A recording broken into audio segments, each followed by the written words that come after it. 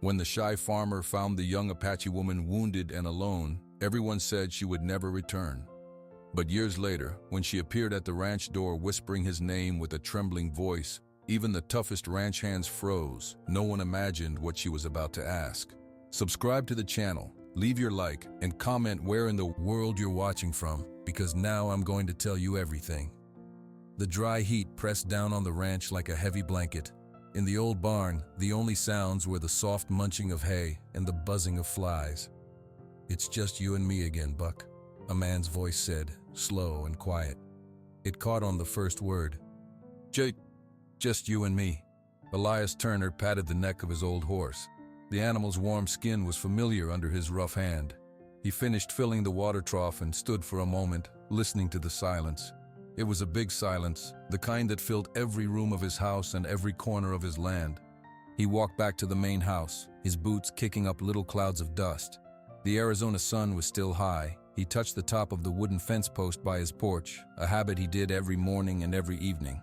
It was solid. It was real. He went inside. The house was dark and cool, but it did not feel like a home. It felt like a place to sleep between chores. A pot of cold coffee sat on the stove. Elias poured a cup and sat at the table. He looked out the window at his fields. The crops were coming in fine. It was a good piece of land, left to him by his father. But it was a lonely piece of land. Later, he hitched his wagon to go into Mercy. The town was 5 miles down the dirt road. He needed nails and flour. Mercy was not big, one main street with a few stores. People moved slowly in the heat. Elias parked his wagon and kept his head down. He walked into Miller's General Store. A bell rang above the door. Sheriff Bill Miller was at the counter, talking to old Mr. Miller, who owned the store. They were father and son. They stopped talking when Elias walked in. "Afternoon, Elias," the sheriff said. His voice was not mean, but it was not friendly either. Afternoon," Elias said. He looked at the floor. "Need something?" old Mr. Miller asked. Nails. A bag of flour, please." Elias's words felt thick in his mouth. He hated the way his voice stumbled in front of people. The old man got the items and put them on the counter. "That'll be $2.40. Elias counted out the money carefully. He placed the coins on the wood. "Heard you got that fence line fixed on the south end," Sheriff Miller said. It was not a question. Elias nodded. Yes, sir." Good. Land looks good this year." The sheriff watched him. Everyone in Mercy watched him. They saw a tall, lean man with tired eyes and hair going gray too early. They saw a man who worked hard but kept to himself. They called him the quiet farmer. Some thought he was simple. Others just thought he was strange. Thank you," Elias managed to say. He picked up his supplies. His face felt hot. He just wanted to leave. As he turned, a woman named Mary from the church committee walked in. She saw Elias and gave him a thin smile. "Hello, Elias. How are you keeping?" "Fine, thank you." He shifted the heavy bag of flour in his arms. "We're having a social next Saturday. Potluck dinner. You should come." Her invitation sounded like a duty, not a wish. Elias's throat tightened. A room full of people talking, laughing, expecting him to talk. The idea made his heart beat fast. I have much work, but thank you."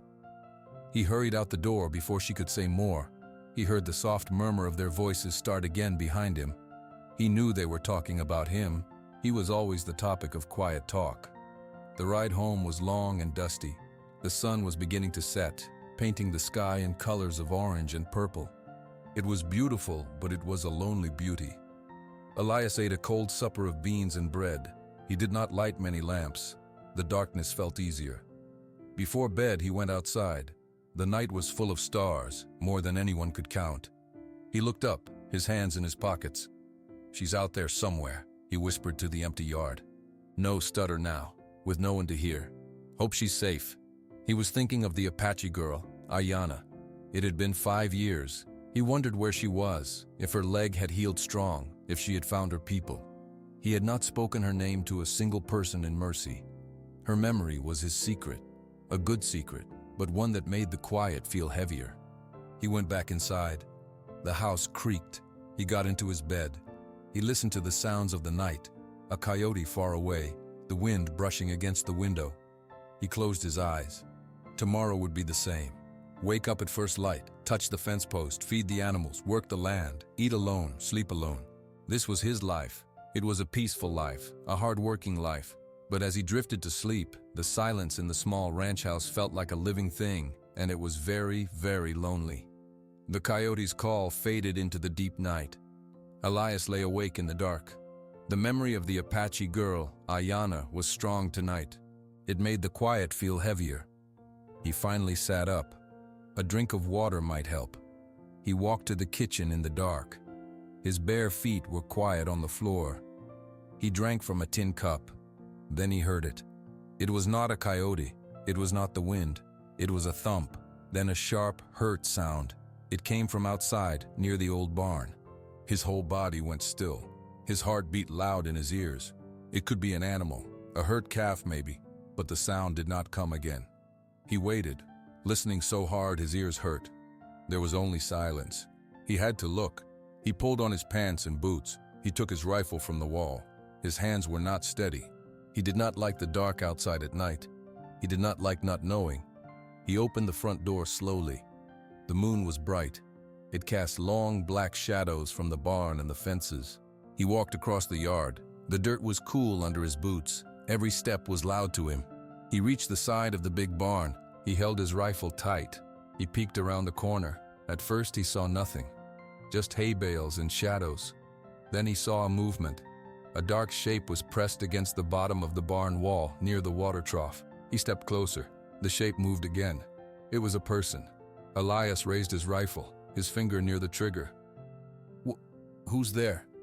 His voice was a shaky whisper. The person flinched. A face turned toward him in the moonlight. It was a young woman. Her eyes were wide with fear. She tried to move back, but she let out a low cry of pain. Elias lowered the rifle. He saw now.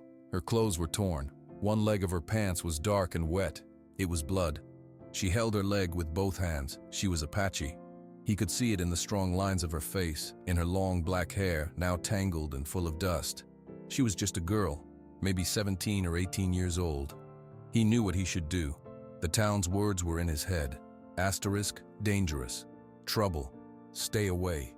The girl stared at him. She was shaking. She was not a threat. She was hurt and scared. Elias let the rifle fall to his side.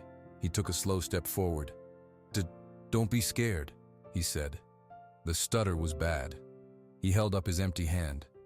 I won't hurt you." She did not speak. She watched his every move. Her breathing was fast and shallow. He moved closer, step by step, until he was beside her. He knelt down in the dirt.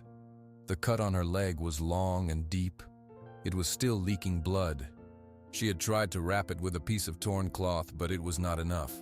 "That's bad," he said softly. "You need help." Her eyes searched his face. She was looking for a lie. She was looking for hate. He did not know what she saw, but after a long moment, some of the tight fear left her shoulders. "Can you walk?" he asked. She shook her head once. "No." Elias looked back at his house. He looked at the dark, sleeping land around them. He thought of Sheriff Miller. He thought of the men in town. Then he looked at the girl's leg.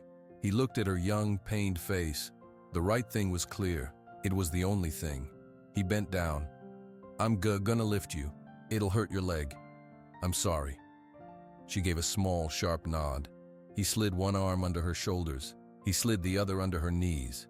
She was light, but as he lifted, she gasped in pain and her hands clenched tight on his shirt. He carried her across the moonlit yard. He pushed his front door open with his foot. He brought her inside his quiet, lonely house. He laid her gently on the old sofa. He lit 2 lamps. The yellow light filled the room. He could see her better now. She was covered in dust and dried sweat. Her lips were cracked. Her leg was worse than he thought.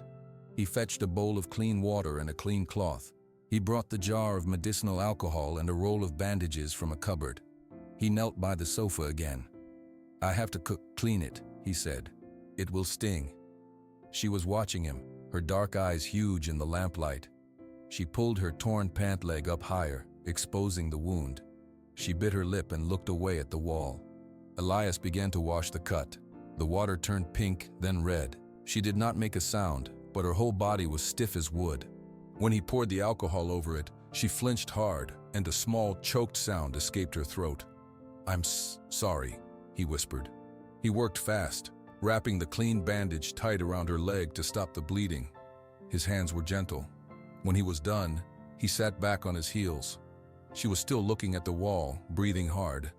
He stood and got a cup of water. He held it out to her. She took it. Her hands trembled so much the water shook. She drank all of it in 3 big gulps. "Thank you," she said. Her voice was rough, like she had not used it in many days. It was the first time he had heard her speak. "You're welcome," Elias said. He took the empty cup. "What's your name?" She looked at him for a long time. She was deciding if she could trust him with it. "Ayana," she finally said. He nodded. "I'm Elias." They sat in the quiet. The lamps flickered. The fear in the room was still there, but it was smaller now. A new worry was growing in its place. Elias knew that by bringing her inside, he had changed everything. The quiet, lonely life he knew was over. He had just invited trouble right into his home. But looking at Ayana's pale, exhausted face, he knew he would do it again. The first light of morning found Elias sitting in his kitchen chair, his head in his hands. He had not slept. Ayana was asleep on the sofa, her breathing even now. The bandage on her leg was clean. She was safe inside.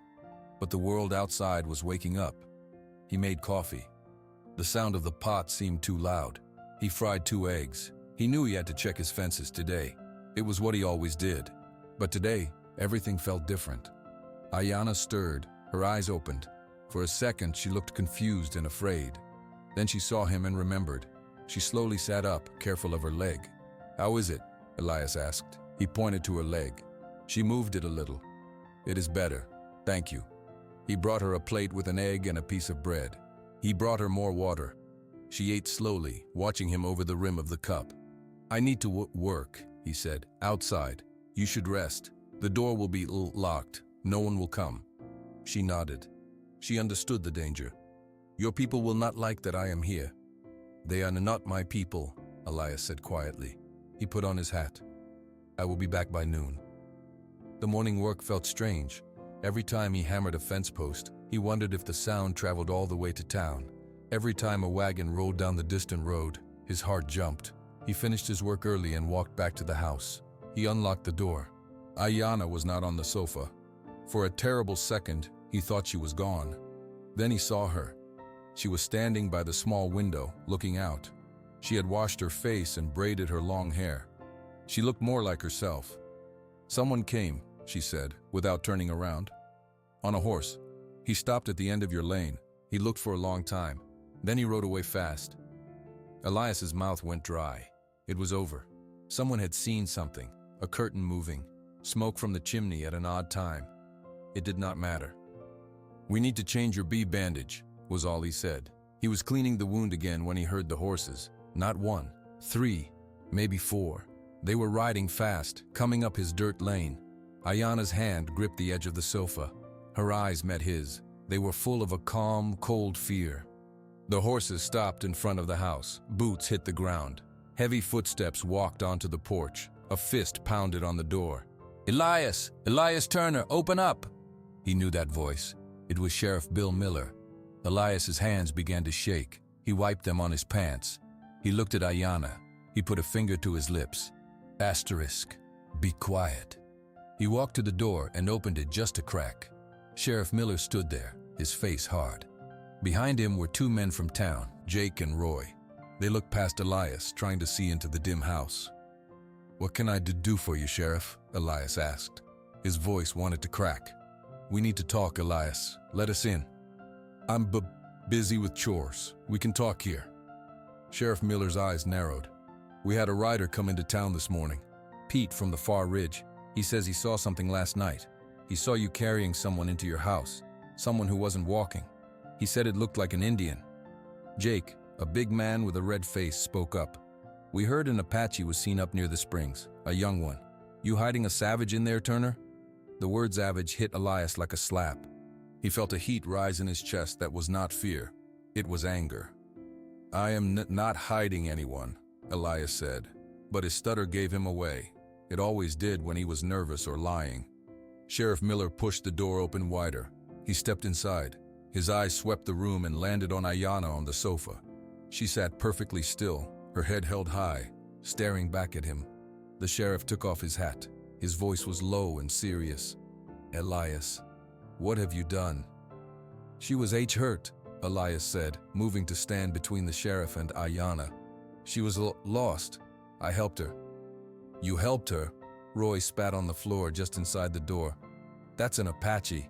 They're thieves. They're killers. You brought that into your home?" "She is a Gee girl with a cut leg," Elias said, his fists clenching. Sheriff Miller held up a hand to quiet Roy. He looked at Elias with something that was almost pity. "Elias, you're a good man, but you're not thinking. This is how trouble starts. You need to make her leave, right now. We'll take her out to the edge of the territory. She can go her own way." "No." The word came out of Elias clearer than any he had said all morning. "What did you say?" the sheriff asked. "I said no." Elias stood a little straighter. "She stays. Her leg is bad. She needs rest and food. I will not make her leave." Jake took a step forward. "You're choosing some Indian over your own neighbors?"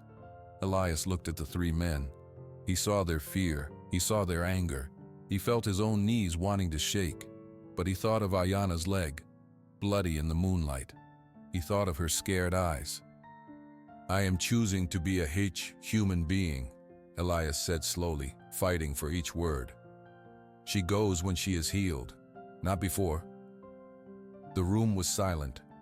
Sheriff Miller stared at him, then at Ayana, then back at him. He put his hat back on. "This is a mistake, son, a big one. The town won't stand for it. You're going to regret this." "That is my business," Elias said. The sheriff shook his head. He turned and walked out the door. Jake and Roy followed, throwing one last nasty look into the house. Elias closed the door. He locked it. He leaned his forehead against the cool wood. His whole body was trembling. He heard a soft sound behind him. Ayana had stood up, balancing on her good leg. "You should have let them take me," she whispered. Her voice was full of a deep sadness. "Now you have trouble because of me." Elias turned to look at her. The fear was still in his stomach, a cold stone. But for the first time, it was not alone. There was something else there too. The trouble was already here, he said. It was just wearing a different hat.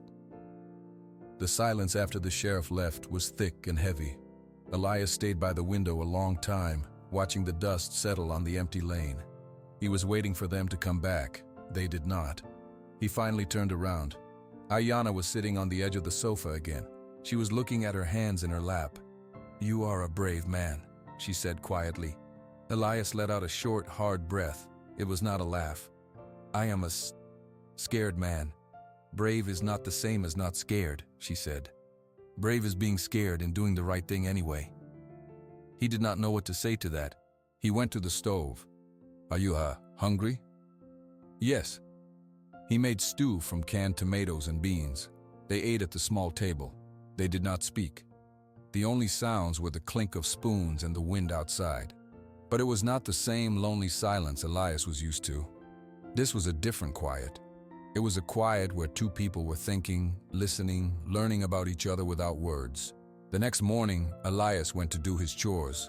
When he came back to the house at noon, Ayana was not inside. A spike of fear went through him. He rushed back out the door. He found her in the small vegetable garden behind the house. She was sitting on the ground, her bad legs stretched out straight. She was pulling weeds from around the tomato plants with slow, careful movements. "You should not be doing that," he said, walking over. "My hands work fine," she said, not looking up. "The sun feels good. And these weeds are stealing your water." He stood there for a moment, watching her capable hands. She was right. He fetched an old basket and sat on the ground a few feet from her. He began to pick beans from their vines. They worked side by side for an hour. The only words were practical. "Pass the basket, please. The ones that are yellow are ready. This plant has a sickness. See the spots?" It was the easiest conversation Elias had in years. Days passed this way. Ayana's leg got stronger. She could walk with only a small limp. She started to do more. She would sweep the porch while he fixed a harness. She would stir a pot on the stove while he chopped wood just outside the door. One afternoon, he was trying to mend a shirt. The fabric was frayed and the needle was clumsy in his big hands. Ayana watched him struggle for a while. Then she stood and walked over. "Give it to me." He handed her the shirt and the needle and thread. She sat back down, and in a few minutes the tear was closed with small, neat, invisible stitches. "How did you learn that?" he asked, amazed. "My mother," she said. Her voice was soft, and for the first time there was a crack in her calm, a sadness. She said no more about it. Elias did not ask again. He understood about memories that hurt to touch. He began to talk more, not a lot, but more. He told her about the land, which field had the best soil, where the water ran in the spring, how his father had planted the old apple tree that never gave good fruit, but he could not bring himself to cut down. She listened. She asked short questions. How deep is the well? Do the crows eat the corn seeds? She started to tell him small things too. She pointed to a bird on the fence. That one with the red. He is a good father. He works hard to feed his babies. She showed him a smooth black stone she had found in the garden. This is a good stone. It holds the sun's heat for a long time. One evening after supper, Elias was looking at his few books on a shelf. He took one down, a book about birds of the West. The pages had drawings. "Can you read this?" he asked her, suddenly shy. He did not know if her people read English. Ayana came closer. She looked at the page. She traced the drawing of a hawk with her finger. Then she looked at the words underneath. She read them out loud, slow but clear. Ferruginous, hawk. It hunts in the open, grasslands. She looked at him. "My uncle knew a man from a mission school. He taught some of us. I have not read in a long time." Elias smiled. It was a small smile, but real. "I like the pictures. The words get mixed up for me sometimes." She nodded, like this was a normal thing. "The pictures tell the true story anyway." That night, as he lay on his bedroll on the floor near the stove, he had given her his bed. Elias realized something. The house did not feel quiet anymore. It felt peaceful. He could hear her breathing softly in the other room. He was not alone. He thought about the town, of course. He had to go for supplies once. People turned their backs. No one spoke to him. Old Mr. Miller took his money without a word. The anger was a wall around the ranch, but inside the wall, something was growing. It was not loud or big. It was small and quiet, like a seed pushing up through dry earth. It was the sound of a broom on the porch. It was the sight of a mended shirt. It was two people from two different worlds sharing a simple supper while the sun set. They were becoming friends. It was a word Elias had not used in a very long time. He fell asleep with the sound of another person in his house, and for the first time in his memory, the sound was not a worry. It was a comfort. 3 weeks passed. The rhythm of their days settled into something that felt almost normal. Ayana's leg was fully healed. She could walk. She could lift. She could work beside him all day without a limp. She had grown stronger, and the hollow look in her eyes had been replaced by a calm watchfulness. Elias knew their time was running out. He tried not to think about it. He focused on the work. They were repairing the roof of the chicken coop one afternoon, the sun beating down on their backs. "The last shingle," Ayana said, handing him a nail. He hammered it in. The job was done. They stood back and looked at their work. It was solid. It was good. "It will not leak now," she said, brushing dust from her hands. "No, it won't." Elias felt a strange ache in his chest. Every finished task felt like a step closer to an ending. That night after supper, Ayana did not sit with her mending. She stood by the window, looking out at the darkening desert. "Your people will be looking for you," Elias said softly from the table. It was the first time either of them had spoken of it directly. She nodded, still looking out. "Yes, and I must look for them." She turned to face him. Her expression was serious but not sad. It was resolved. "My leg is strong. I have rested. I have eaten your food and used your medicine. The debt is paid to my body. Now I must go." Elias's throat felt tight. He knew she was right. He had always known this day would come, but knowing did not make it hurt less. "When?" he asked, the word barely a whisper. "Tomorrow, before the sun is high. It is easier to travel in the morning cool." He just nodded. He could not find any other words. He stood up and went to a cupboard. He took out a small canvas bag. He filled it with things: a water canteen, a packet of hard biscuits, a piece of dried meat, a small jar of the healing salve he had used on her leg, a box of matches. He walked over and held it out to her. She took the bag. Her fingers brushed his. "Thank you, Elias. You should get some sleep," he said, his voice rough. He turned away and busied himself washing the already clean plates. He lay awake on his bedroll for hours, listening to the quiet sounds of her moving in the next room. He heard the soft rustle of cloth. He knew she was gathering the few things she had. He stared at the ceiling until his eyes grew heavy. When he woke in the gray light before dawn, the house had a different feel. He knew before he even moved. He sat up. The door to the bedroom was open. The bed was neatly made. Ayana was gone. He stood and walked through the silent house. On the kitchen table, laid out neatly, were 3 things: the small, smooth black stone she had found in the garden, the shirt she had mended for him, folded cleanly, and a single perfect feather from a red-tailed hawk. She had left no note. She had said no goodbye. Her goodbye was in these objects: the stone for the earth they had worked, the shirt for the care she had given, the feather for the freedom she needed. Elias picked up the stone. It was cool in his hand. He held it tight. He walked outside. The sky was turning pink in the east. He looked out across his land, toward the vast desert and the distant mountains where her people were. There was no sign of her. She was already gone. The day felt immense and empty. He did his chores. He fed the animals. He fixed a hinge on the barn door. He worked until his muscles burned, trying to fill the silence with action. But the silence had changed. It was no longer a peaceful quiet shared with a friend. It was the old, heavy quiet again.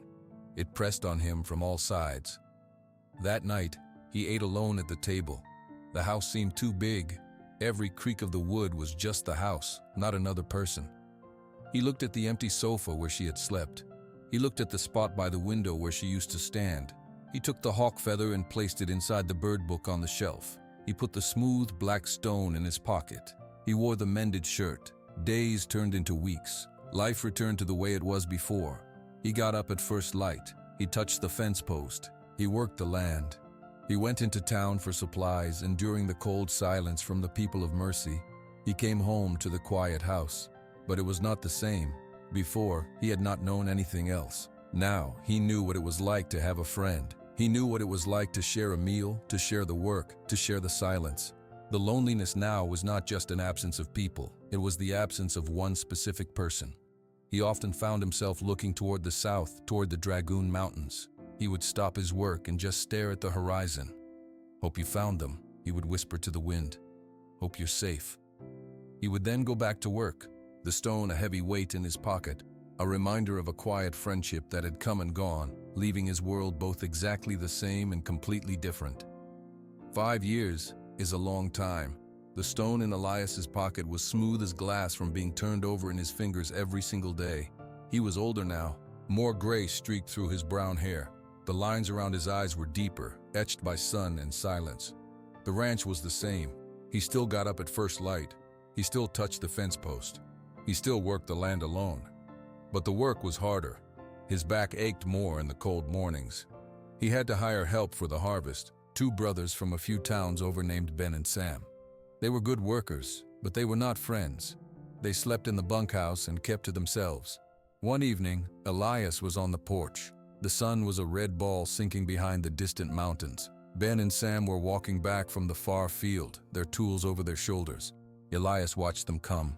He was thinking about supplies for the next week: flour, nails, coffee. He was not thinking about Ayana. He did not let himself think about her during the day anymore. He saved that for the nights, when the dark was complete and it felt less like a betrayal of the present. Ben and Sam reached the porch steps. "We're done with the south fence line, Mr. Turner," Sam said. Good. Thank you," Elias said with a nod. "We'll wash up and head into town for a bit," Ben said. "Back by 10. Elias just nodded again. The men walked toward the water pump. That's when they all heard it. The sound of a horse, not walking, not trotting, galloping, fast and hard, coming up the main lane. Elias stood up. Ben and Sam stopped and turned, their faces curious. No one ever came to the ranch that fast. A horse and rider came into view, kicking up a cloud of dust. The horse was a dusty buckskin, lathered with sweat. The rider pulled the animal to a sharp stop right in front of the porch. The horse snorted, its sides heaving. The rider slid down. It was a woman. She wore a simple, travel-stained dress and a man's worn coat. Her long black hair was loose and fell around her shoulders like a shadow. Elias's breath caught in his chest. His hand went to the fence post to steady himself. The woman turned. She pushed her hair back from her face. It was Ayanna, but it was not the scared girl he had found by the barn. Her face was older, calmer. Her eyes were the same dark eyes, but they held a new kind of strength. She looked at Elias, and 1,000 unsaid things passed between them in that look. Ben took a step back. "Hey now," he muttered. Sam's face went pale. "That's an Indian," he whispered, but it sounded loud in the quiet yard. Ayanna did not look at them. She looked only at Elias. She took one step forward, then another. She stopped at the bottom of the porch steps. Her hands were clenched at her sides, and he could see they were trembling. But when she spoke, her voice was clear and carried across the still evening air. Elias. It was just his name. But the way she said it held 5 years of memory, of distance, of a journey. He could not speak. He could only stare, his heart pounding against his ribs like a trapped bird. Ben moved quickly, putting himself between Sam and the house. "Mr. Turner, you know this person?" His voice was tight with alarm. Ayanna finally looked away from Elias and at the two ranch hands. She saw their fear. She saw their hands hovering near where their tools lay. She understood the danger in their misunderstanding. She turned her body to face them fully, but her eyes went back to Elias. She spoke so all three men could hear. "I am not here for trouble," she said. Her words were deliberate, firm. "I bring no weapons. I bring no anger from my people." "Then why are you here?" Ben asked, his voice hard. "After all this time?" Ayanna took a deep breath. The last of the sun's light caught in her eyes. She looked directly at Elias, who was still frozen on the porch. "I am here," she said, her trembling voice growing stronger with each word, "to ask a question, a very important question." The yard was utterly silent. The only sound was the heavy breathing of her tired horse. Ben and Sam were statues, their suspicion etched on their faces. Elias felt the rough wood of the porch post under his palm. He felt the familiar shape of the stone in his pocket. He waited. The whole world seemed to wait. Ayanna's gaze never left his. "Elias Turner," she said, "will you marry me?" The words hung in the air, simple, impossible, wonderful. Ben made a choked sound of disbelief. Sam just stared, his mouth open. Elias heard the words, but they did not make sense at first. They swirled around him. Asterisk, marry me, marry me. He saw the young girl with the bloody leg. He saw the woman who mended his shirt. He saw the empty space she had left in his house and in his life for 5 long years. He saw her now, standing strong and sure, offering him a future he never dared to dream of. His stutter was gone, washed away by a wave of pure feeling. His answer was one clear word, carried on a breath he felt he had been holding for half a decade. Yes. It was not loud, but it was absolute. In the yard, Ben and Sam looked at each other, their anger melting into pure, uncomprehending shock. Ayanna closed her eyes for a brief second, as if hearing a prayer answered. Then she opened them and looked at Elias, and for the first time, a small, sure smile touched her lips. Elias stepped down from the porch, moving slowly, as if in a dream. He stopped in front of her. The two ranch hands, the tired horse, the fading light, it all faded away. There was only her question and his answer, and the vast, incredible silence that followed it. The word hung in the air between them. Yes. Ben was the first to break the silence. He stepped forward, his hands spread out. "Mr. Turner, hold on now. You can't be serious." Elias turned to look at his hired hand. He still felt like he was floating, but Ben's voice brought him back to the dusty yard. "I am serious." Sam shook his head. "But she's an Indian, and she just rode up and asked you. It ain't normal." Ayanna spoke, her voice calm but firm. "What is normal? To live a life of quiet loneliness because you are afraid of what is not normal?" She looked at Ben and Sam. "I knew his heart 5 years ago. He saved my life. He asked for nothing. That is a good heart. I've spent 5 years knowing I must come back to it. Ben rubbed his neck, confused. So you just came back to get married? Yes, Ayanna said simply. Elias found his voice again.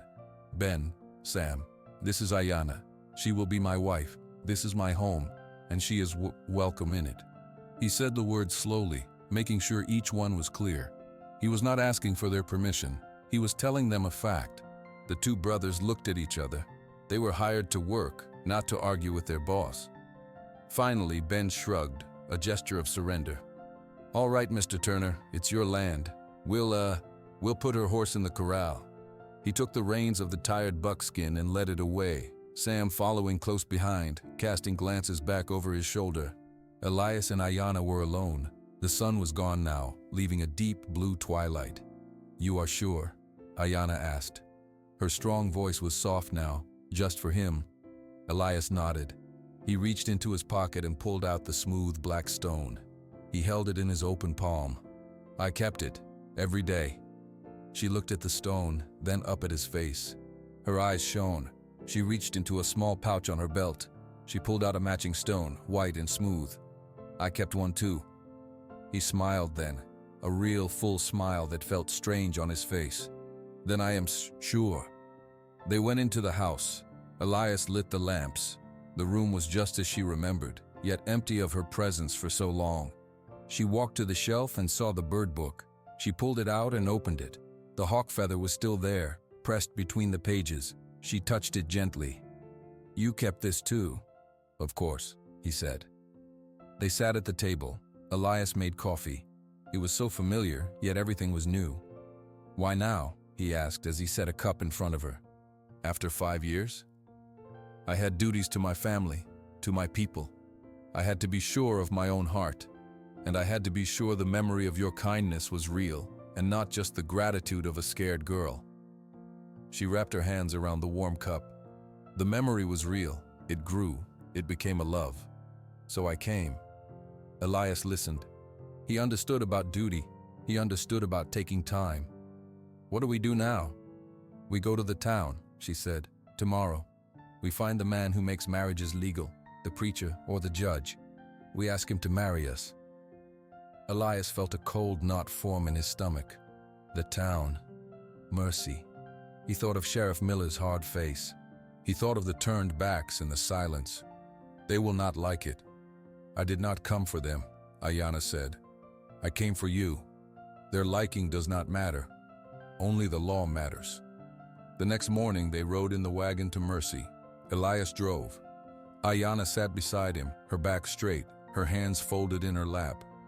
She wore a simple blue dress she had brought in her pack. People on the street stopped to stare as they rolled down the main street. Whispers spread like fire through dry grass. Elias stopped the wagon outside the small church. He helped Ayanna down.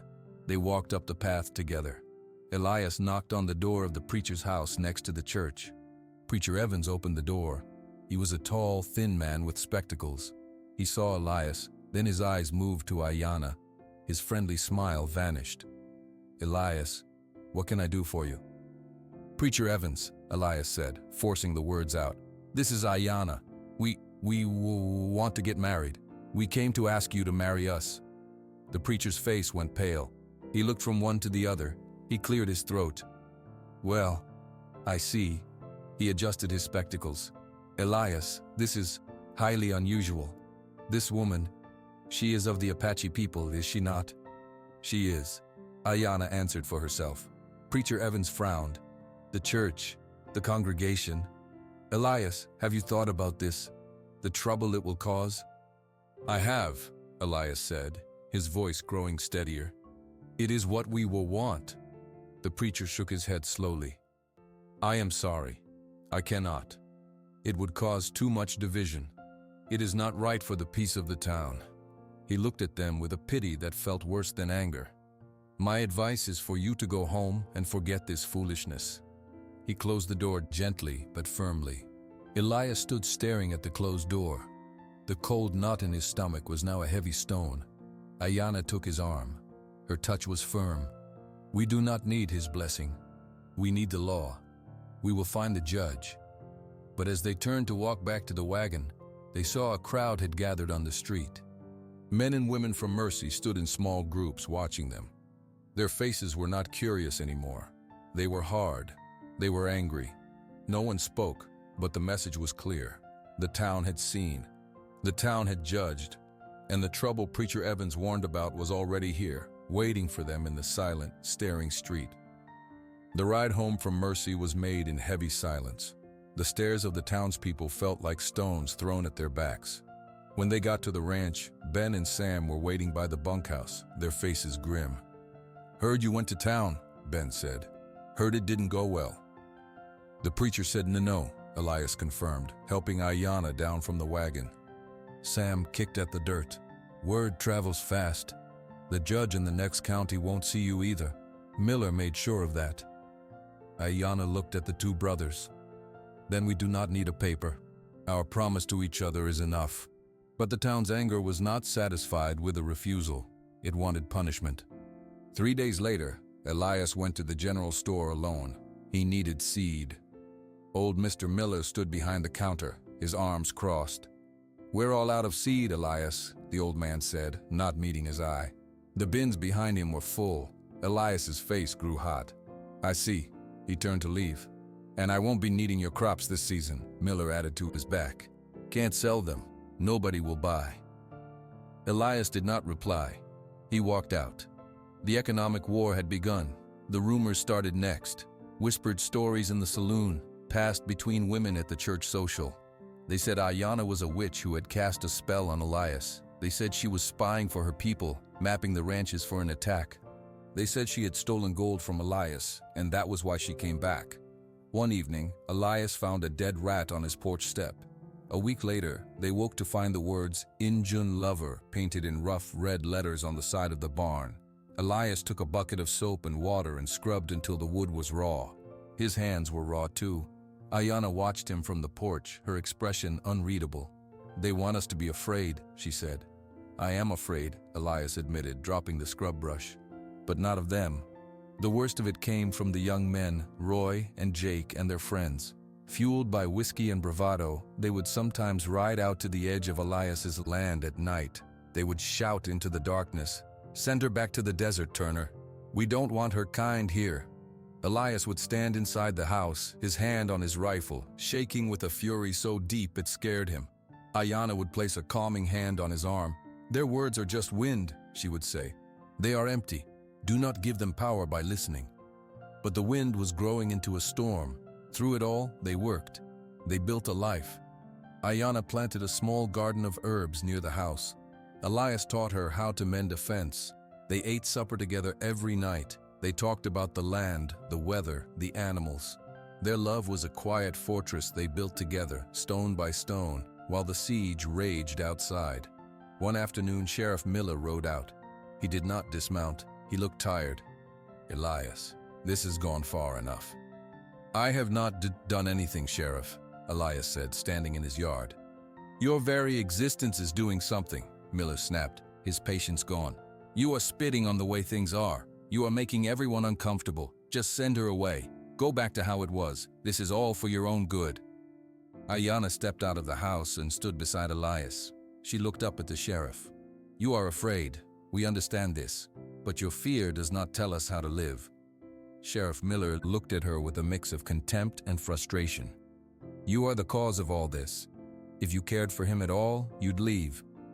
If I left, you would only find a new reason to be afraid of him," Ayanna replied calmly. "The problem is not me. It is the fear in your own heart." The sheriff's face turned red. He had no answer. He tugged his hat down and turned his horse. "You've been warned," he said, and rode off. That night, the air felt different. Thicker. Elias was restless. He checked the barn twice, making sure the animals were settled. He was coming back to the house when he saw the lights. 4 lanterns bobbing in the dark, coming up the lane. Then he heard the voices. They were loud, laughing, rough. They were drunk. He ran inside. "Ayanna, get to the back room, now." She heard the voices too. Her eyes widened, but she shook her head. "I will not hide in my own home." The voices reached the yard. "Turner, come on out. Bring your squaw with you." Elias's blood ran cold. He picked up his rifle. Ayanna put her hand on the barrel and gently pushed it down. "No guns," she said. "That is what they want. An excuse." They walked out onto the porch together. 4 men stood in the yard holding lanterns and bottles. Roy and Jake were there with 2 others. "There they are," Roy shouted, a mean grin on his face. "The happy couple. You gonna invite us in for the wedding party?" "You need to leave," Elias said. His voice did not shake. "Or what?" Jake slurred. "You gonna stutter at us? Or is your witch wife gonna put a curse on us?" The men laughed. The sound was ugly in the quiet night. "We have done nothing to you," Ayanna said, her voice cutting through their laughter. "Go home." "This is our home," Roy yelled, swinging his arm wide. "You're the one who don't belong. We're just reminding you." He bent down and picked up a rock. He threw it. It hit the porch post near Elias's head with a sharp asterisk thwack asterisk. Elias flinched but stood his ground. "Last chance. Get off my land." In answer, Jake stumbled forward. In his hand was not a bottle. It was a stick wrapped in oily cloth. He lifted a lantern and touched the flame to the cloth. It burst into fire. A torch. "Let's see how you like the light, witch," he screamed. And with a wild heave, he threw the burning torch. It sailed through the air, a spinning arc of flame. It missed the porch completely. It sailed over their heads and crashed through the dusty window of the old dry barn. For a second, nothing. Then a soft asterisk whoosh asterisk. Orange light bloomed inside the barn window. Then a roar as the dry hay and ancient wood caught fire. Flames leaped up the walls, hungry and fast, lighting the entire yard in a hellish, dancing glow. The drunk men froze, their cruel smiles vanishing, replaced by shock at what they had done. Elias didn't think. He saw the fire, and he thought of his horses trapped inside. He dropped his rifle and ran, not toward the men, but straight toward the burning barn. The heat hit Elias like a wall. Smoke filled the old barn, thick and black and choking. The screams of his 2 horses were terrible sounds. He could barely see. "Buck! Daisy!" he yelled, his voice raw. He found them pulling wildly at their ropes, their eyes white with panic. His hands fumbled with the knots. The fire raced along the roof above them, dropping bits of burning hay. He got Buck free first and slapped the horse's flank. "Go! Out!" The animal bolted for the open door and into the night. He turned to Daisy. Her rope was tangled. A beam above them groaned. He worked at the knot, his fingers burning from the heat. The rope came loose. He pushed Daisy toward the door just as the groaning beam gave way. It was not the whole beam. A large burning piece of wood broke free. It fell straight down. It did not hit him. It crashed onto a heavy wooden feed trough right next to him. The trough shattered, and the burning timber rolled, pinning Elias's leg against the broken wood. Pain, white and hot, shot through him. He cried out. He tried to pull his leg free. It was stuck fast. The fire was closing in. The air was disappearing. Outside, the world was chaos. The 4 drunk men stumbled back, their anger gone, replaced by drunken horror at the fire they had made. Ayanna stood on the porch for only a second. She saw Elias run into the barn. She saw the fire grow. She saw the men standing useless. She did not hesitate. She grabbed the water bucket from the porch and dumped it over her own head, soaking her dress and her hair. She pulled the wet cloth of her dress up over her nose and mouth. Then she ran, not away from the fire, but straight into it. "Hey, woman, don't!" Roy shouted, but it was too late. Ayanna disappeared into the smoke at the barn door. Inside, Elias was fighting to stay conscious. The smoke was too thick. He saw a figure coming through the haze. For a moment, he thought it was one of the men. Then he saw the wet dress, the dark eyes above the cloth. "Ayanna, get out," he coughed. She did not listen. She dropped to her knees beside him. She saw the burning timber on his leg. She wrapped her hands in the wet sleeves of her dress. She braced her feet. She pulled. The wood was heavy. It was burning her hands. She could smell her own skin burning. She pulled again, a low cry of effort tearing from her throat. The timber shifted, just an inch. It was enough. Elias, with the last of his strength, yanked his leg free. She grabbed him under his arms. She was not a big woman, but a strength born of pure will filled her. She dragged him backward, away from the collapsing heart of the fire, toward the rectangle of night that was the door. They tumbled out into the dirt together, gasping. Elias's leg was an agony of pain, but he was alive. Ayanna rolled away, clutching her burned hands to her chest. The four men stood staring. They had seen it all. They had seen her run in. They had seen her drag him out.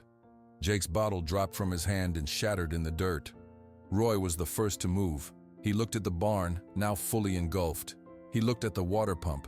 He looked at the bucket Ayanna had used. "The well!" he shouted, his voice breaking with shame and urgency. "Get buckets, form a line, don't let it spread to the other buildings." The spell of hate was broken. The men, sobered by fire and by the act of courage they had witnessed, scrambled into action. They did not look at each other. They worked, they pumped water, they passed buckets, they beat at sparks with wet sacks. Ayanna ignored them. She knelt by Elias, tearing a strip from her already torn dress. She poured the last of the cool water from the porch bucket over his burned leg and wrapped it. "The horses?" he asked, his voice a whisper. "Both are out. They are safe," she said.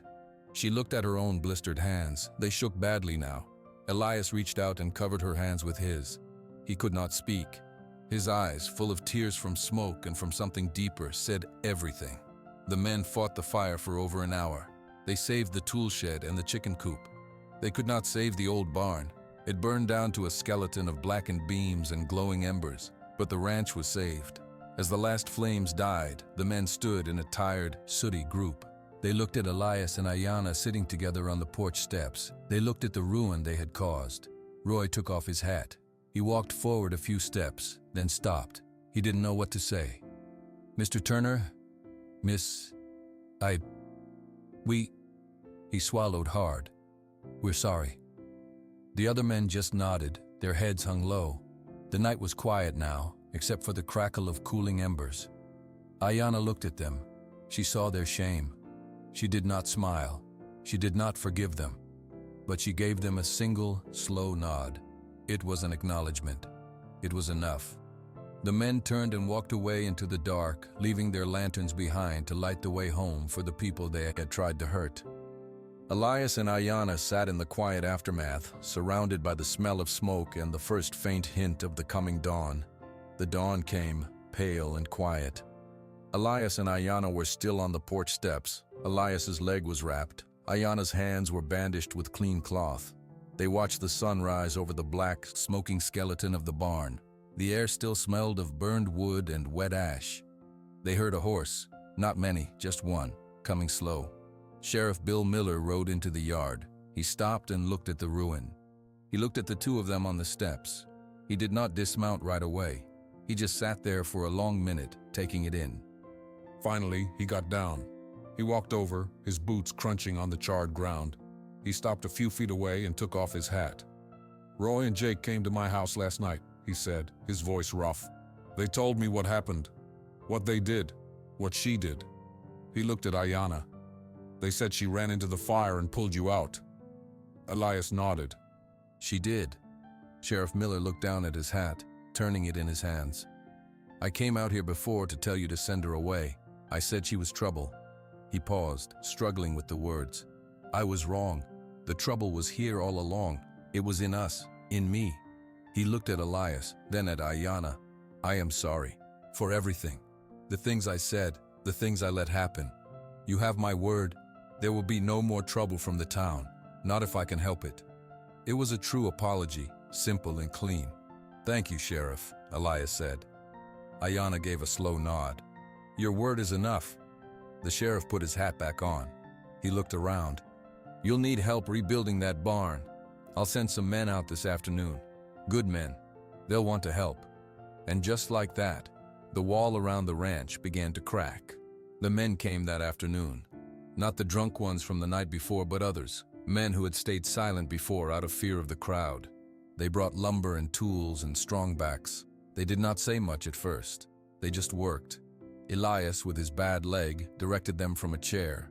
Ayanna brought them cool water from the well. She handed the dipper to a man named Henry, a farmer from the north end.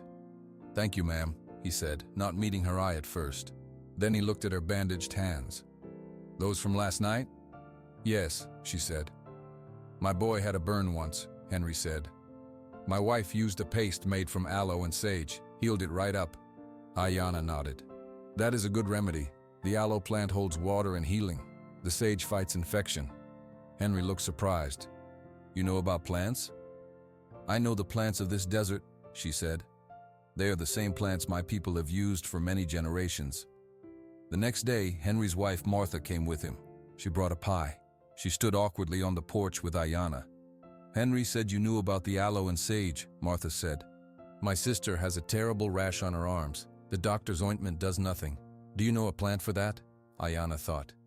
There is a creosote bush. The resin can be mixed with tallow. It might help. I can show you which plant. A week later, 3 more women from Mercy came.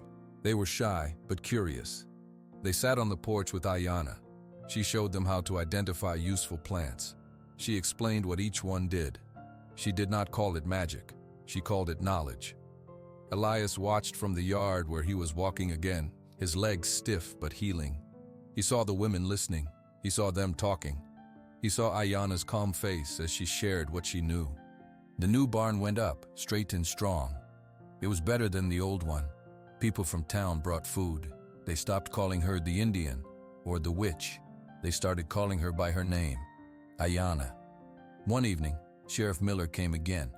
This time, he had a paper in his hand. He looked embarrassed. Judge in the next county heard about the fire, heard about what happened. He held out the paper. It's a marriage license, all signed. He said if a woman will run into a fire to save a man and a town will rebuild a barn for them, that's good enough for him. Elias took the paper. He looked at Ayanna. She smiled. They were married the next Sunday on their own porch. Preacher Evans did not come, but Sheriff Miller came. Henry and Martha came. Ben and Sam were there. Even Roy and Jake stood at the back, clean and sober, their hats in their hands. It was not a big wedding, but it was theirs. Years turned. The ranch was no longer a place of lonely quiet. It was a place of work and peace and life. Ayanna's herb garden grew large. Women from Mercy still visited, not just for remedies, but for talk. Elias and Ayanna had a son. They named him William, after Elias's father, but they called him Will. He had his father's gentle eyes and his mother's dark hair. He learned to ride on Old Buck. He learned about plants at his mother's side. He learned about the land from his father. One evening, Elias and Ayanna sat on the porch steps, just as they had after the fire. But now the steps were worn smooth by family feet. Will was chasing fireflies in the yard. Elias took the smooth black stone from his pocket. It was shinier than ever. He placed it in Ayanna's palm and closed her fingers over it. She pulled the white stone from her own pocket and gave it to him. They did not need to speak. The love they had built was not a loud thing. It was in the repaired fence, the new barn, the herb garden, the sound of their son's laughter. It was in the quiet acceptance of a town that had learned to let go of its fear. Elias looked out at his land, at his family, at the peaceful fading light. The long loneliness was over. It had ended the night, and noise in the dark led to a rescue, which led to a question, which led to a life. A good life, built not on fear, but on a simple, powerful kindness that had saved them all.